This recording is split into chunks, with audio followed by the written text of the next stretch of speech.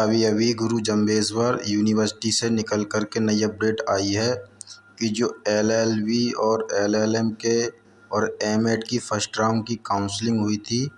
उसको निरस्त कर दिया गया है। अभी बताया था कि विश्वविद्यालय से पूर्व में निर्गत जो पत्र संख्या 25/15/03 जो 24 जुलाई से लेकर के 25 जुलाई तक पाठ्यक्रम जो एलएलबी और एलएलएम और एमएड में प्रवेश के लिए काउंसलिंग का कार्यक्रम चल रहा था, उस काउंसलिंग के कार्यक्रम में छात्राओं के क्षैतिज आरक्षण संबंधी कतिपय विसंगतियों के कारण, कहने का मतलब कुछ उसमें आरक्षण संबंधी त्रुटियां पाई गईं। इस वजह से उसके उपरांत हमारे कुलपति महोदय के द्वारा विचार किया गया और उस तकनीकी त्रुटियों को तत्काल रूप से सुधारने के लिए एक नया आदेश प्रदान किया गया,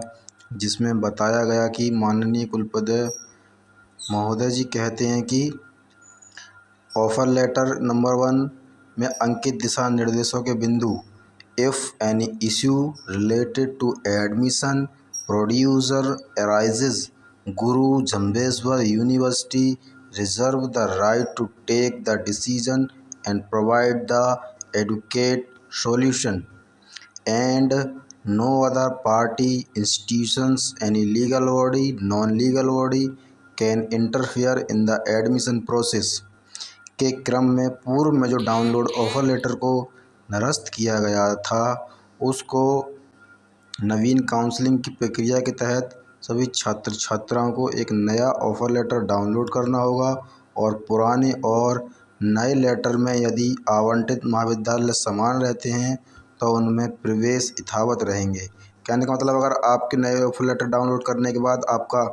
एडमिशन उसी कॉलेज में मिल जाता है तो आपका एडमिशन कैंसिल नहीं होगा, और यदि आवंटित महाविद्यालय अलग अलग हैं तो पुराने ऑफ़र लेटर के आधार पर प्रवेश को निरस्त किया जा सकता है। कहने का मतलब अगर आपको दोबारा से ऑफ़र लेटर डाउन करते समय आपका वो एडमिशन उसमें नहीं हुआ तो उस कॉलेज से आपका एडमिशन डिलीट हो जाएगा, निरस्त हो जाएगा। नंबर 3 में बताया इन्होंने कि संज्ञान तकनीकी त्रुटि को सुधारते हुए महाविद्यालयों में प्रवेश हेतु नवीन काउंसलिंग प्रक्रिया विश्वविद्यालय के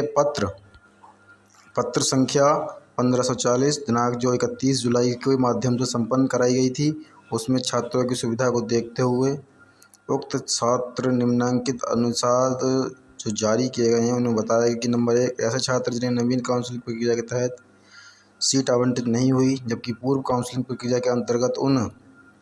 छात्रों को सीट आवंटित हुई थी, यानी कि जिनको पहले की प्रक्रिया में सीट नहीं मिली थी और बाद में सीट मिल गई थी, उनके लिए प्रवेश रद्द किया जाता है और संबंधित महाविद्यालय द्वारा संबंधित छात्रों को एडमिशन फ़ीस बिना किसी कटौती के तत्काल रिफंड करने के निर्देश दिए हैं। यहाँ पर उन्होंने बताया है कि अगर आपको सबसे पहले एडमिशन मिल गया था तो आपके प्रवेश निरस्त नहीं होंगे, लेकिन जिनको बाद में प्रवेश मिला था उनके प्रवेश निरस्त कर दिए जाएंगे और उनको सारी फ़ीस वापस मिल जाएगी बिना किसी कटौती के। नंबर 2 में उन्होंने बताया कि ऐसे छात्र जिन्होंने नवीन काउंसलिंग प्रक्रिया के तहत अपनी सीट पूर्व की भांति समान कॉलेज में आवंटित हुई और पूर्व काउंसलिंग प्रक्रिया के अंतर्गत भी सीट आवंटित हुई थी, तो ऐसी स्थिति में उन छात्रों को प्रवेश यथावत रहेंगे और संबंधित महाविद्यालय के द्वारा संबंधित छात्रों को पूर्व में अदा की गई एडमिशन फीस को समायोजित करने का निर्देश दिया जाता है। कहने का मतलब जिन छात्रों ने नई